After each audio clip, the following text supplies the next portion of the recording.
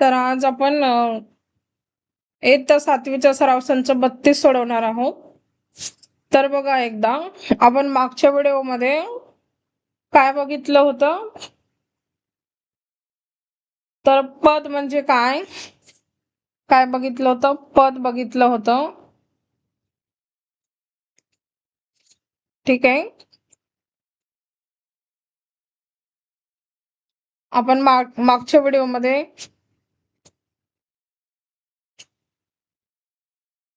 पद बघितलं होतं. अजून काय बघितलं होतं, सहगुणक, पद सहगुणक. ठीक आहे. अजून काय, छले, सजातीय पदे, सजातीय, विजातीय. ठीक आहे.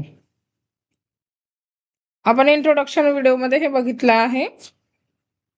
तर आता आपल्याला सराव संच 32 सोडवायचा आहे. तर बघा, पद म्हणजे काय असते, तर हे इथंच दिलंय आपल्याला. ज्या राशीत काय गुणाकार ही एकच क्रिया असते, ज्या राशीमध्ये काय गुणाकार ही एकच क्रिया असते, त्या राशीला काय म्हणतात, पद म्हणतात, म्हणजेच काय, टर्म म्हणतात. ठीक आहे. आणि हे बघा, सहगुणक. तर सहगुणक म्हणजे काय असते, सहगुणक म्हणजे जो हा चल आहे, चलाचा जो सोबती आहे तो म्हणजे काय झाला, हा सहगुणक झाला. इथं बघा, 3 x या राशीमध्ये 3 हा काय x या चलाचा सहगुणक आहे. आता हा x काय झाला, चल झाला, तर 3 काय झाला, त्याचा सहगुणक झाला. ठीक आहे. 3 हा झाला त्याचा सहगुणक. आणि आपण शिकलो होतो सजातीय पदे आणि विजातीय पदे. ठीक आहे. तर सजातीय पदे म्हणजे काय,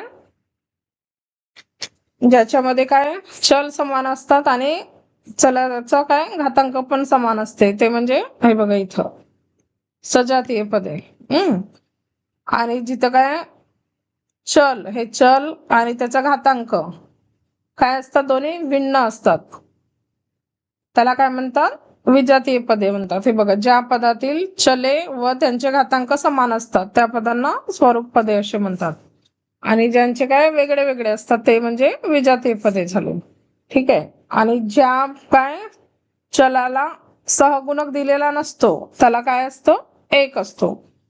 ठीक आहे. आता नुसता हा एक्स दिला आहे, तर याला काही सहगुणक नाहीये, म्हणजे काय असेल, एक असेल. ठीक आहे. हे आपण मागच्या व्हिडिओमध्ये शिकलो.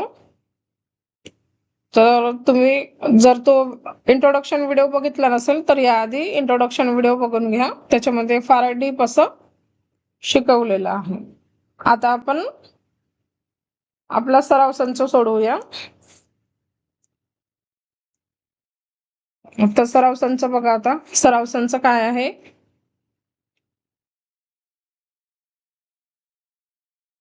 आणि आपण काय राशींचे वर्गीकरण केले होते. बघा, एक पद असल्यास काय एक पद राशी, 2 पदे असल्यास द्विपद राशी, 3 पदे असल्यास त्रिपद, आणि 3हून जास्त पदे असल्यास त्याला काय म्हणतात, बहुपद राशी म्हणतात. तर आपल्याला ह्या सराव संचामध्ये तेच सोडवायचं आहे की राशींचे काय पदांच्या संख्येवरून वर्गीकरण करायचे आहे आपल्याला. तर आता बघा इकडे कसं करायचं आपण बघूया.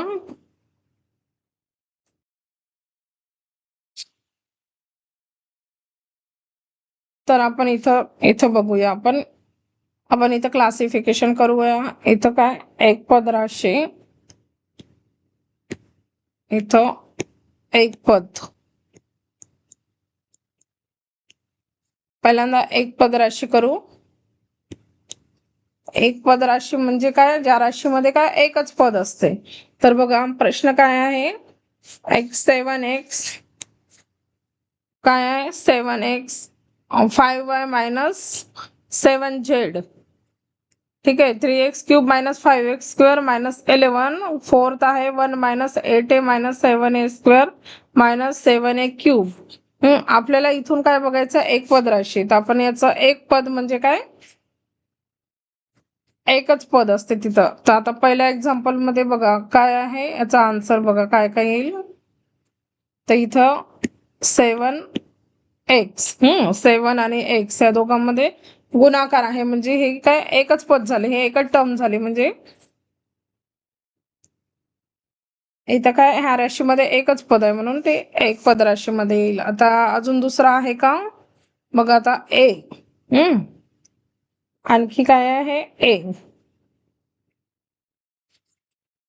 ए ही पण एक पद राशी. अजून काय आहे 4 हे बघा 4 हे ए झाली 4 झाली. आता आपण द्विपद राशी बघूया. तर द्विपद मध्ये काय येईल काय द्विपद राशी.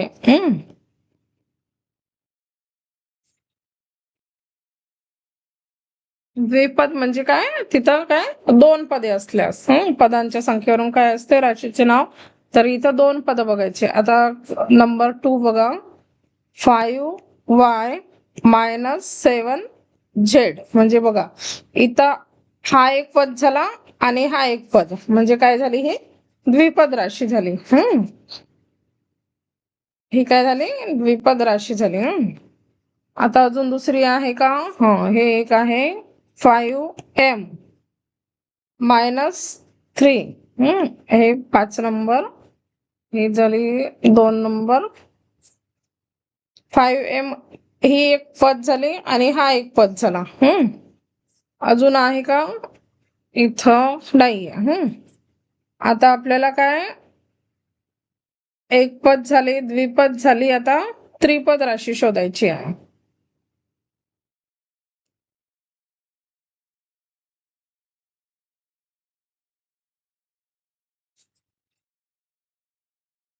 झाले 7x किती 1 नंबर वर होतं हे.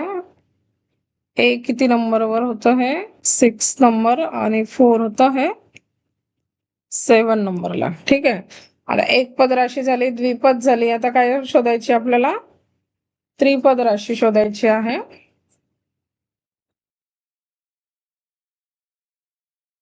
त्रिपद ठीक आहे म्हणजे किती पदे 3 पदे ट्रायनॉमियल. तर बघा आता 3 पद असलेली राशी कोणती आहे ज्याच्यामध्ये 3 पद आहेत. तर बघा आता हा 3 नंबरची बघा 3x³ 2 3 नंबरची 3x³ -5x² -11. हा बघा हा एक पद झाला 3x³ हा 5x² हा एक पद झाला आणि हा 11 एक पद झाला. म्हणजे ही काय झाली त्रिपद राशी झाली. ठीक आहे ही झाली त्रिपद राशी. अजून आहे का एखादी आणि 2 3 हा अजून काय 8 नंबरची राशी आहे.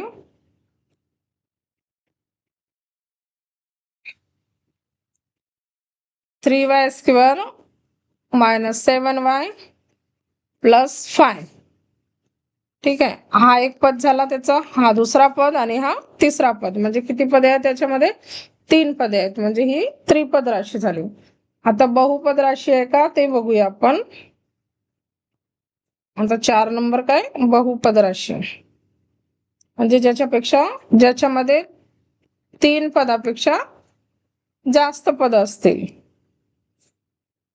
बहुपद राशी. तर जी उरलेली आहे ती म्हणजे बहुपद राशी झाली.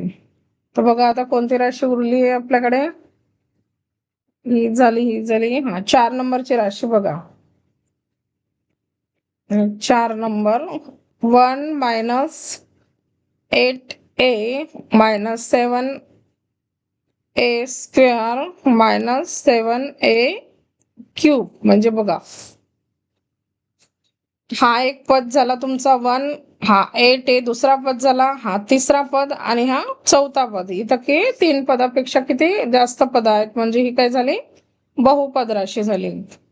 ठीक आहे अशा प्रकारे आपला हा सराव संच संपलेला आहे. तर हा अगदी सोपा प्रश्न आहे. याच्यामध्ये फक्त वर्गीकरण करायचं आहे. तर कशावरून ज्या बैजिक राशीमध्ये काय पदांच्या संख्यावरून आपल्याला वर्गीकरण करायचं आहे. एक पद असल्यास काय एक पद राशी होते. एक पद जर दिला असला तर काय होते एक पद राशी होते. जर 2 पद असले तर काय होते, द्विपद राशी होते. जर 3 पद असले तर त्रिपद राशी होते आणि 3 पेक्षा जास्त असले तर काय होते, बहुपद राशी होते. अशा प्रकारे आपल्याला त्याचं काय करायचंय, वर्गीकरण करायचंय. तर हा आपला सराव संच संपलेला आहे. तर आपण कोणता, सराव संच 32. तर आपण यापुढे काय सराव संच 33 घेऊया. तर व्हिडिओ आवडला असल्यास लाईक करा, शेअर करा आणि सबस्क्राईब करा. थँक्यू.